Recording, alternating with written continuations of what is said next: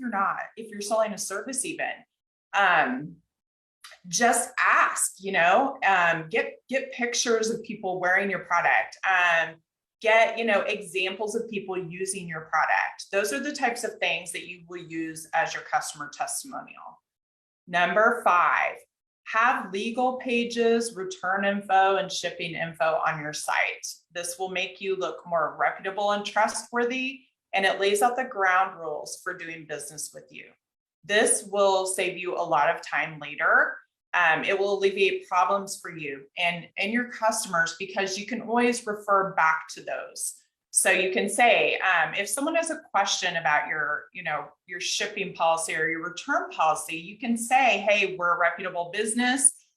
You can just go check out our website, and it's all laid out clearly right there. That way there's no question about it. And this has saved me a lot of times in business, where, my boutique offers credit only. Store credit only, and it's not like I'm just doing that to be mean. It's actually a store policy. So if someone purchases from my store, they have the opportunity to read my policies prior to checkout, right? And so then if they have an issue with that after the fact, I, as a business owner, am able to say, hey, go check out my website. And it's all laid out right there. The policies were pre-made. And that way they kind of understand that you're not just doing that to be mean or make them have like an issue, that you're a business, right? And businesses that stay in business and are profitable, they have policies. They have policies for a reason. And it is for that reason. It is so that there is some sort of order to the business, right? And so that you're not spending a whole bunch of time where you could be working on growing your business, dealing with customer service issues that should have been laid out prior to purchase. So you need to have legal pages. That includes like our privacy policy, our shipping policy, our return policy, things like that, all laid out on your website. If you don't have those, you need to put that on a list of your top 5 things that you need to do for your website, because they're super important. And anybody that doesn't have those on their website, you're always like, they kind of probably don't know what they're doing. Maybe I'm not going to shop there. So it'll help you to make sales to have those things.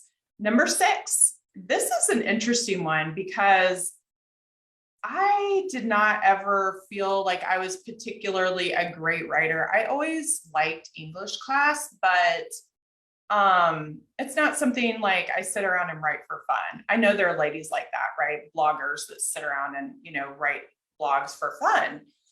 Number 6 is to create a blog to show your expertise. And so you don't have to be, the next, I say Roald Dahl, is that his name? The guy that wrote Charlie and the Chocolate Factory. You don't have to be a professional, entertaining writer to have a blog on your website.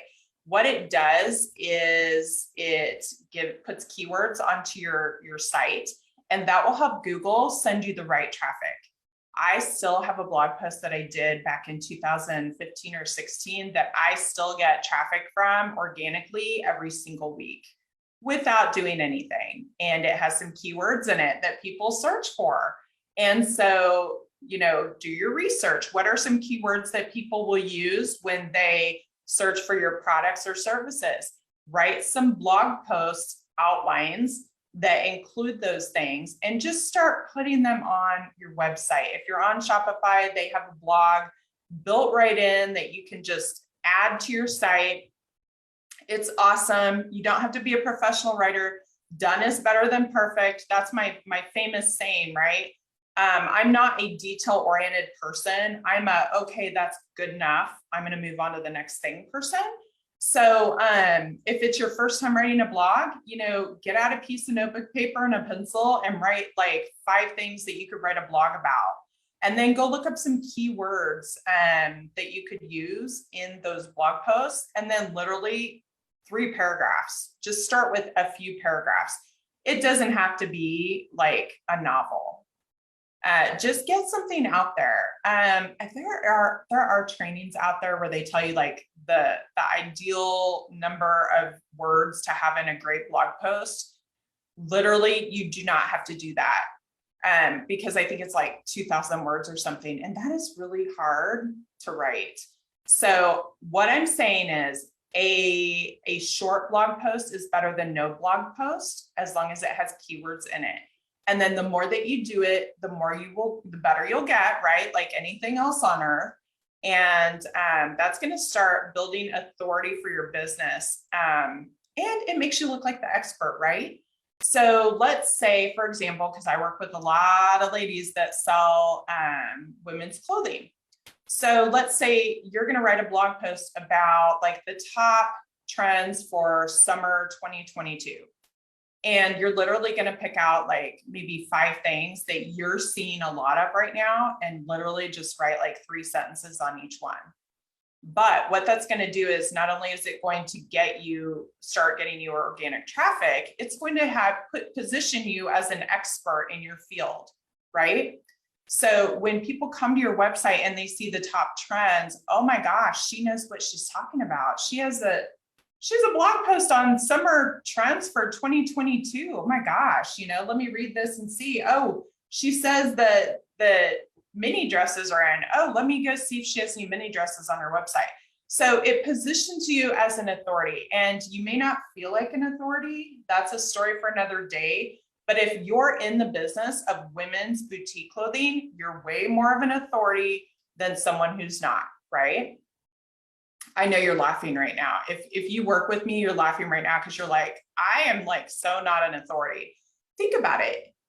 If you are in the business where you're doing something every day or you're working with the same types of products every day, you are more of an authority than someone that doesn't, right? So they're going to be looking to you for your expertise. So that's number 6, create a blog to show your expertise. And then last tip for today is have a pop-up on your site to collect email addresses from your site visitors. This is so, so important. As an online business, one of your most valuable assets is your email list. Let me say that again. It's that important.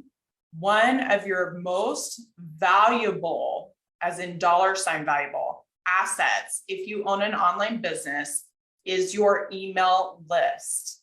If you are not collecting email addresses from people who hit your website, you are making a terrible long-term mistake.